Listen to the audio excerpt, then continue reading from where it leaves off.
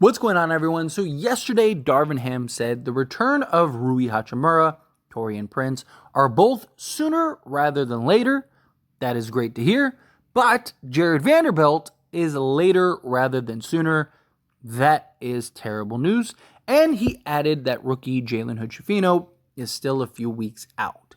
Now, that I don't think is huge impact. I don't know how much he plays, if at all. But real quick, before we dive into this, hit that like button, subscribe to the channel, turn on bell notifications, and let's dive into it. So now, getting the return of Rui Hachimura and Tori and Prince would be huge. Obviously, Tori and Prince has been a starter for us with Jared Vanderbilt out. Now that he's out, that really hurts. He's also been really good when he's on. He's been a little inconsistent, right? He gives you 18, gives you a goose egg, gives you 20, gives you a goose egg. Can't really have that. I need to see more consistency from Tori and Prince, but I do believe he will be more consistent, right? I mean, he's built an entire career on that, being that prototypical 3-and-D style guy. I also think that he helps our defense a lot, right? He's not Jared Vanderbilt defensively, but he is still serviceable enough defensively, and he's better than most of the guys on the team, right? Plus, just his ability to shoot and play off the ball. Plus, he's shown the ability to just kind of put it on the deck and get to the basket and not just settle, which I really love to see, right? Obviously, Rui Hachimura, he's a guy that is a huge piece for us and is expected to be a huge piece for us. His size, his ability to defend bigger guys, his ability to rebound, as well as just hit shots. He's looked a lot better from three before the injury. And then, of course, him in the mid-range is absolute butter, right? You can count on that like you can minutes on the clock, right? That dude is just lights out in that regard. So, talking about two guys that not only help our defense, but also help our offense, which is something that the Lakers need for both. The Lakers have not looked their best since all these guys are out, which to an extent is understandable, right? Anytime you're missing four key rotation guys, like four of your top 8 guys, right? You're in a bit of trouble. Any team in the league, if you took off 4 of their key guys, they're probably going to struggle a little bit. And so far, the Lakers were able to squeeze out that game against the Clippers, which was huge, but ended up just getting absolutely embarrassed by the Orlando Magic. Now, I don't know necessarily if Tori and Prince and Jared and Rui Hachimura would have changed the outcome, but it might have, right? That game, a big issue was just lack of energy and guys showing up to just essentially do the basics when it comes to the game of basketball. At least Rui Hachimura and Tori and Prince gave you 2 guys that maybe could have helped make that more contagious, right? Because again, effort, energy, defense, shooting, all of those things, if you watch the game of basketball, it is contagious, right? You see teams all the time. One guy's hot and then everybody's hot. One guy locks down defensively and then everyone locks down defensively. And it's because sometimes you just need to see it, right? Especially when guys are struggling and stuff, kind of see the ball go into the hoop. Now all of a sudden everything's coming through. Look at Reeves, right? He has been essentially unplayable, right? He has that nice little just tide changer with the crossover on Norman Powell. It's that shot, and he was great the rest of the way. And then in this game against the Orlando Magic, picked it right back up and was fantastic, right? Super efficient, doing the things that we look for Austin Reeves to do.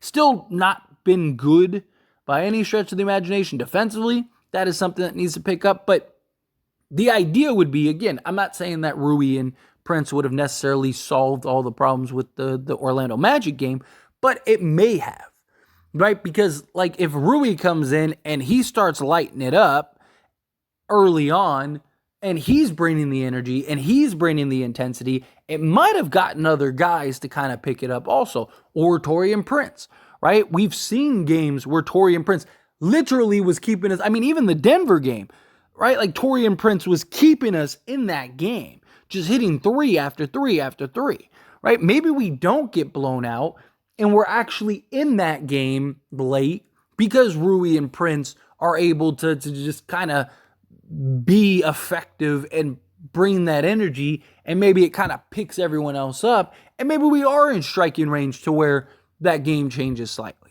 Who knows, right? Again, we'll never know.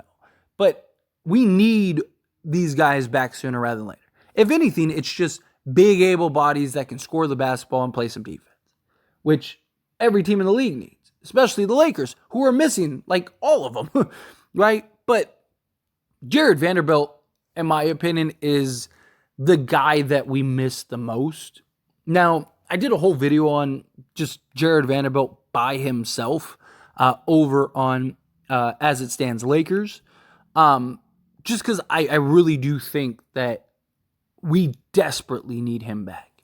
Because Jared Vanderbilt, and I don't want to go into too much, just because, like I said, I made a whole video about it. If you want to hear more, go check that video out. But as far as Jared Vanderbilt goes, like, with him, you never question his intensity. You never question his effort. You never question his energy. And you never question his hustle, which all four of those things the Lakers need desperately, and they have struggled with desperately. His impact on the defensive side is just, it's A1. I mean, you're talking about one of, if not the best perimeter on-ball defenders in the entire league, right? The metrics and the numbers back up that he is the best, but I understand there's other guys that you can make an argument for. Regardless, we saw last year the Lakers go from middle of the pack defensively to literally the number one defense with, D'Angelo Russell and Austin Reeves as our starting backcourt. And we were the number one defense because Jared Vanderbilt is that dynamic on the defensive side, because he makes up for so many mistakes on the defensive side and he covers so much ground. I mean, this guy is everywhere. It's like there's 5 of them on the court at times. And when you have him and then Anthony Davis, who is basically the interior version of Jared Vanderbilt and bigger and is able to cover as much ground as well, if not more, right? That's where you become the elite defender. And this was with, Austin Reeves, who is like a good, not great, we'll just call it okay defender, right? He's serviceable. And then D'Lo last year was just, again, serviceable. But that's all you need them to be when you have Jared Vanderbilt, because, again, he makes up for so many mistakes, right? But right now, it's like D'Lo has been playing very good defense, but Austin Reeves has been atrocious defensively. I mean, it's like he's not even standing there at times, right? So with Jared Vanderbilt back, you can kind of get away with that more. And also, everyone else can kind of focus on what they're best at, right? Now, maybe D'Lo doesn't have to exert so much energy on the defensive side, so maybe now he's able to be a little more consistent offensively. Same thing with like an Austin Reeves, whatever, right? I mean, I still want them to compete defensively. I'm not saying like, oh, that's it. Now Jared Vanderbilt's here, you don't have to play defense.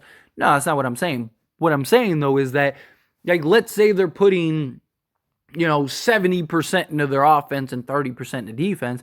Well, now you could do, an extra 10 into offense and remove 10 from the defense because you got Jared Vanderbilt. It's like having that big bodyguard or that big friend or whatever, where it's like, somebody at the bar is talking to you, you got a little more courage than you would otherwise because you know that you got this big guy that's about to, break some stuff, right? Like, that's Jared Vanderbilt, right? Like, you can kind of gamble a little more and do a little bit more because you got Jared Vanderbilt there to clean it up, right? And beyond that, just his energy and his impact, again, it's contagious, right? Like, I compared it to, like, your buddy is about to throw down with 5 guys, right? Are you just going to let him fight those guys by himself? Are you going to leave him hanging? Or are you going to be that friend? Are you going to be that teammate and back him up and be like, no, and you and your other buddies, and it's like, okay, well, now it's 5-on-5, let's go, right? And that's where it becomes contagious, because Jared Vanderbilt's out there and he's flying all over the court and he's sacrificing his body and he's doing everything that he can to impact the game of basketball. It makes everyone else now have to do that, right? You see that in like the second half of games, because that's usually when like LeBron picks it up or somebody ends up picking it up, and then that kind of raises the waters to where everybody starts picking it up, right? So we need Jared Vanderbilt back badly. But last little sort of update, just because I'm sure some people are going to ask about Gabe Vincent. We are still weeks away from Gabe Vincent. So they made the announcement that, basically he'd be reevaluated in 2 weeks. So, and that was literally 3 days ago or whatever. So we're at least 2 weeks away minimum before his return, and it may even be longer.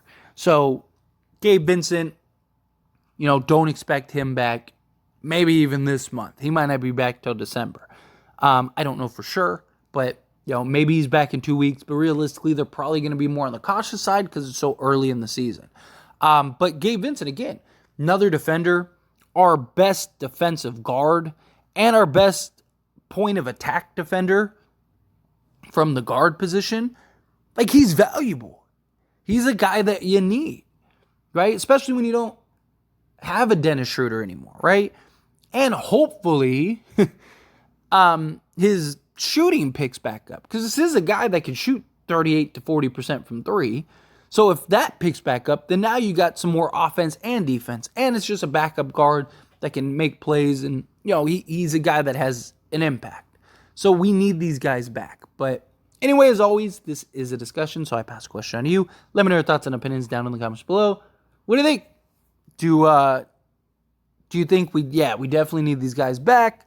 Do you think we're kind of in trouble without it? Are you looking forward to their return? However you feel, whatever your thoughts are, I'd love to hear it. So let me know down in the comments below. That being said, if you haven't liked this video, hit that like button. Helps me out a lot. Lets me know you enjoy these types of videos, and I truly appreciate it. If you're not subscribed to the channel, hit that subscribe button. Turn on the bell notifications. Appreciate y'all. See you all in the next one. Thank you.